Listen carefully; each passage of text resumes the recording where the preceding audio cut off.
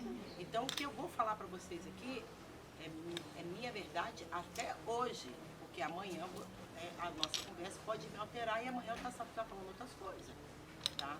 E isso não tem problema nenhum. O ser humano é isso, mudar de ideia, aprender coisas novas, né? Então, assim, aí eu vou falar para vocês a historiografia do que eu considero que seja a minha verdade sobre a questão da história do hip hop. Então, assim, eu não acho que o hip hop nasceu nos Estados Unidos, tá? Mas depois eu vou falar sobre isso para vocês. Então, a gente vai associar a história do hip hop com a questão da contribuição da mulher para essa cultura e esse movimento, porque eu também acredito que sejam duas coisas separadas. Eu vou tentar não fazer muita alusão à questão étnico-racial. Acho que é um pouco impossível, mas eu vou tentar não fazer isso, né? Porque eu também tenho crenças a respeito dessa coisa de ser negro e ser hip hop. Né? Como eu ia dizendo, eu não... para mim, o hip hop nasceu em vários lugares do mundo ao mesmo tempo. Tá? O DJ Kubê, ele nasceu na Jamaica, e o rap vem da construção dele da Jamaica. Não vem da construção dele nos Estados Unidos. Nos Estados Unidos ele já construiu. E aí, quando a gente começa a pensar na história do hip hop, a gente pergunta assim, cadê as mulheres? Onde é que estavam as mulheres? Ah, eu não tenho. E aí eu vou fazer uma ela tem um parafuso aqui, né? Ah, você tem. Não existiam mulheres no hip hop. Eu estou fazendo uma afirmação, tá? Alguém quer questionar isso que eu estou falando? E a produção? Eu posso acreditar mesmo que não tinha uma mulher fazendo produção ali de qualquer coisa, nem que fosse, sei lá, juntando uns restos de equipamento para montar alguma coisa. Quando eu estou fazendo essa afirmação, gente, eu estou fazendo para provocar vocês. É claro que tinha mulheres lá no início, nos primórdios, fazendo um monte de coisas. Mas quem conta a nossa história é o vencedor. Não eram mulheres. Os vencedores eram os homens, mas as mulheres estavam lá. Com todo certeza, dançando, fazendo, acontecendo, seja lá o que for que era, que eu não faço a menor ideia se elas estavam produzindo, se elas estavam atrás do palco, se elas já estavam cantando, sabe? Mas elas estavam lá com toda certeza. Porque quando o hip hop se junta lá em Nova York, ou que é o estado, ele já existia alguns elementos. Porque aí a gente precisa talvez ir lá atrás. Por exemplo, eu acredito que o grafite seja uma evolução desde as rupestres na era da pedra lascada, bolito, sei lá, entendeu? Eu acredito que o rap, para vocês terem uma ideia, não surgiu nos Estados Unidos. Ele vem, que eu conheço da história, para mim, vou colocar o Correio de novo. O Correio, que era um garoto, migrou para os Estados Unidos, ele já fazia as festas, as coisas que já existiam na Jamaica, com as caixas de som, já havia o sound systems, já fazia o discurso. O rap e o MC, que são duas coisas diferentes, eles já existiam. E o Correio, que isso nos Estados Unidos ele só difundiu, mas ele não nasceu lá. Eu discuto essa questão do rap ou de qualquer outro elemento ter surgido nos Estados Unidos. O grafite surge no México, com os muralistas. Ah, o cara era grafiteiro? Não, o cara era pintor, né? Que era o Ribeiro, Diego Rivera, que era o marido da Frida Kahlo. Ele fazia pinturas muralistas. Esse cara difundiu as grandes pinturas murais pelo mundo. O grafite vem do México. Sabe? A dança foi uma maneira de você evitar que as pessoas lutassem com facas e revólveres. Elas passaram a batalhar com dança. Ah, isso aconteceu nos Estados Unidos, mas as pessoas começaram a dançar ali na rua. Aí tem gente que fala assim, o hip hop não pode fazer política, o hip hop não tem que se meter com política. O hip hop nasceu por uma necessidade política de se lutar contra a guerra do Vietnã, porque quem era bucha de canhão era preto e latino. Quando eu falo latino, eu quero dizer os mexicanos, principalmente que foi quem migrou para os Estados Unidos. Era bucha de canhão. Tá? E muitos desses jovens morreram. E o hip hop, ele se junta e vai fazer esse questionamento. Tinha mulheres lá? Claro que tinha. Era a época da efervescência dos direitos civis. Não tinha mulher? Oh, só tinha mulher. Porque a gente conhece que a nossa trajetória, se a gente for olhar hoje, não é muito diferente do passado. A maioria das mulheres estão presentes nos lugares. Mesmo que até se degladiando com quem está do lado dela. Né? Então, para mim, por exemplo, qual que é mais velho? O rap ou o repente? Hein? Quem tem mais de 150 anos? Você sabe por que se fala uai lá em Minas Gerais? Uai vem do inglês uai. Por quê?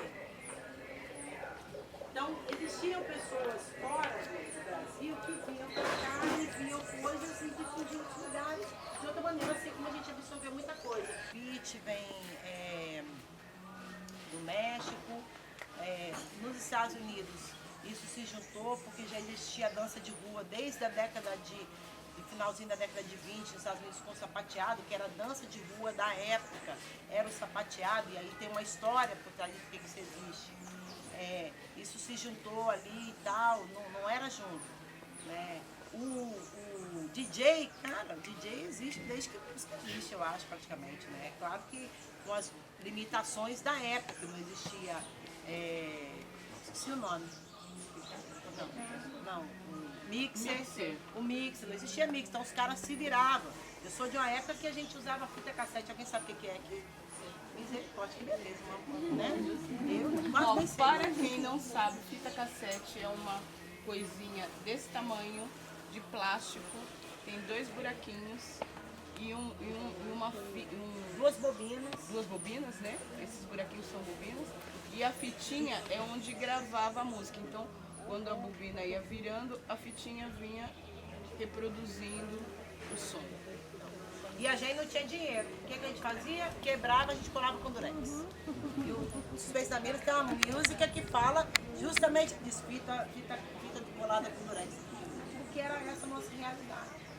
Então, isso aí teve algumas pessoas, que dentre elas mulheres, a Shelly vai citar algumas pessoas, se juntou e falou assim, vamos juntar isso aqui, essas manifestações, e vamos usar essas manifestações como instrumento de transformação, de luta, né?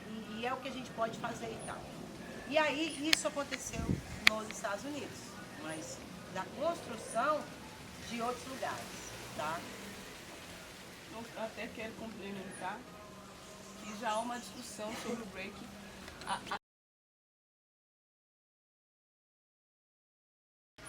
Porque culturas, elas resistem e transcendem ao longo do tempo.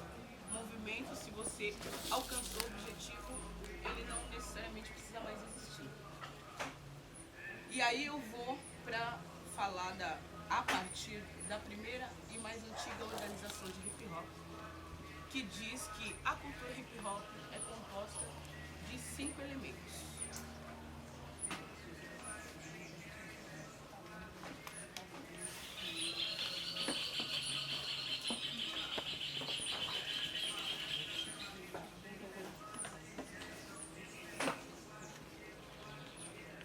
Que a gente identifica como 4 elementos artísticos, né? O MC, que é o que fala, né? Mestre, segundo. Não, mas vamos aqui, né? 4 elementos artísticos.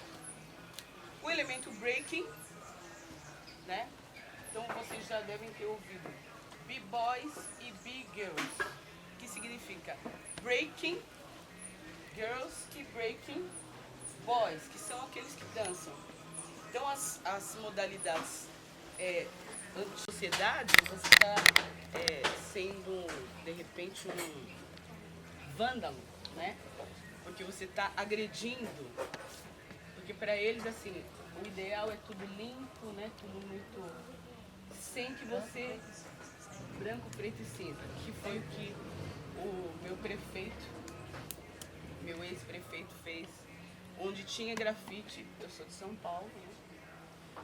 Onde tinha grafite, ele apagou tudo, pois pintou de cinza e aí colocou uns bolsões de mudas, mas aquilo tem que ter cuidado, e aí não tinha renovação, agora as plantas estão mortas, enfim, o grafite sumiu E a gente até iniciou um movimento para voltar ao grafite, para deixar a cidade menos cinza. E os grafites trazem uma mensagem para a gente, né? E aí, como eu falei, o mestre de cerimônia. O mestre de cerimônia é o histórico e o conteúdo, e que aí o mestre de cerimônia, na cultura hip hop, ele começa com refrões, né? Refrões que poderiam ser na conotação sexista, enfim, para fazer a galera responder, né? Então, eu vou contar um que era de baile, e soltando uma e cortando a outra, sem deixar que a pessoa parasse de dançar. O DJ é isso, ele toca para você dançar sem intervalo, a não ser que ele mude o estilo musical, né? Que expressar aquilo que sentia, tinha um pouco da coisa do anarquismo também, né? Na pichação.